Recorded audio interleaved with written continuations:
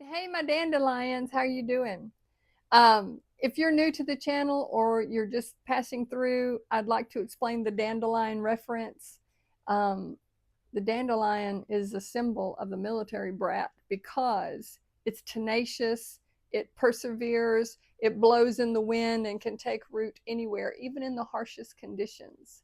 And so, unfortunately, we see it as a weed, but it's really you make a wish on it, it thrives, a lot of health aspects to it. So it gets a bad rap. But I call this channel the Dandelions because we're talking about hard life situations and how to navigate those.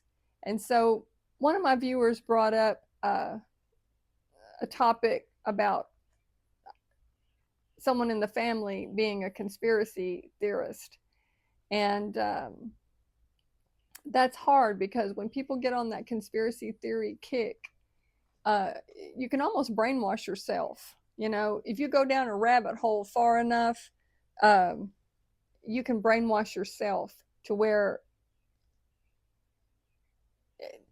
I have found in life, I find what I'm looking for. If I am looking for sunshine and happiness, that's what I will see. If I'm looking for the dark and the corrupt and all that, that's what you see. So, and I'm not saying that some of the conspiracy theories aren't true because, boy, I'll just tell you, my son went on this kick a few years back. It was impossible to speak to him. I mean, every conversation, went down this rabbit hole. There wasn't a conversation. It was him trying to convince us.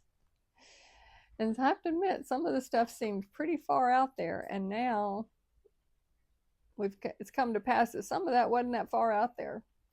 And, I'm not going to get into all of it here, but I was just like, son, can we just have a conversation? Can you just talk sports, with Pop?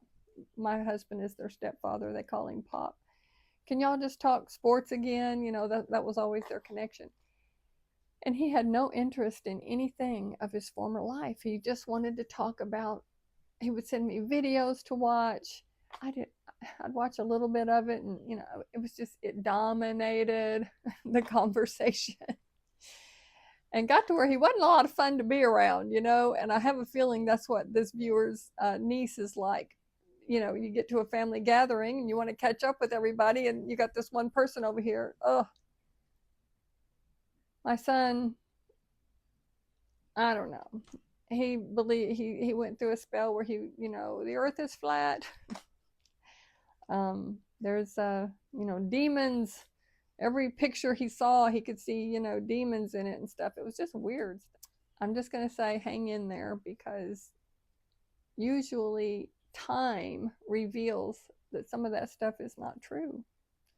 For instance, my son was convinced that Hillary Clinton and Tom Hanks and, oh, I don't know, somebody else, I can't remember now, had already been taken out, that they were dead. Well, Tom Hanks has made a movie since then. It was kind of funny when it, kind of crumbled a little bit. Hillary Clinton has been, on TV interviewing and stuff. So anyway, it was getting difficult, but I did not want to lose him. And he was very sensitive. Your relative or friend may be very sensitive if you challenge any of the beliefs that they are spouting. So be very careful about that. And I didn't want to go down the same path as I did my daughter. So I wanted to be very careful about how I approached him. Ugh. Anyway, I found a couple of Bible verses, and there are two opposite ways to handle this. The first one is the way we tried to handle it. A gentle answer turns away wrath, but a harsh word stirs up anger. And that's Proverbs 15:1. So if you're dealing with somebody like this in your life, then maybe just listen. I wouldn't try to refute it. But if you're at a family gathering and you're getting cornered by someone. Oh yeah, really? That is interesting. Oh, is that pecan pie? I need to go get some of that. And then here's the other one that maybe this is your approach, and I don't know which one is best. Warn a divisive person once and then warn them a second time, and after that, have nothing to do with them. That would be Titus 3:10. Um, that's if you're ready just to make a cut. And remember, those future family gatherings are going to be a little awkward if you go down that route. But then here's the last one, and it leans towards the first. As far as it depends on you, live at peace with everyone. Romans 12:18. So I'm going to say, don't poo-poo the person's ideas. Some of them may turn out to be true. You can act somewhat interested and then say, oh, there's Aunt Martha, I need to go catch up with her, and then leave the conversation and go over there.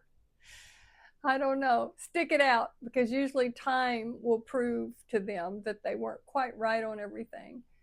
And with that, I'm going to leave you to your day. I hope you all have a beautiful day. Bye.